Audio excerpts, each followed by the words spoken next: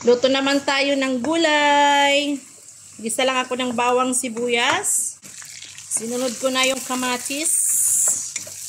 At may konting loya.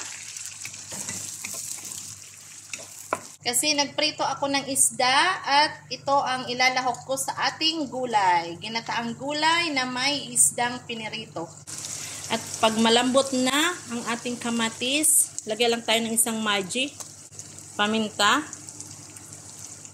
Tantiameter lang talaga ako sa mga spices. At na-ready ko na ang ating magkahalo-halo na mga gulay. Lagyan na natin siya. Isa lang natin ng mabuti hanggang sa lumambot siya. Antayin lang natin maluto ang mga gulay. Naka-prepare na rin akong lettuce, spinach, at sili. Hindi na ako naglagay ng asin kasi may lasa na ang ating isda. At pag malambot ng ating gulay, lagyan na natin ang ating isda.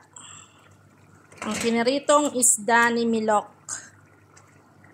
Kaya hindi na ako naglagay ng asin at may lasa na itong ating isda. At pag ready na silang lahat, since wala kaming gata, gagamit tayo ng cooking cream.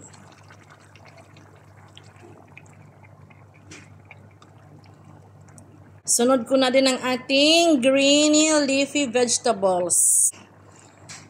Lettuce. At ang ating spinach. Pakuluin lang natin siyang konti at okay na yan.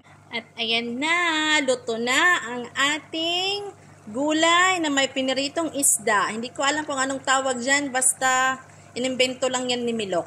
Thank you, bye!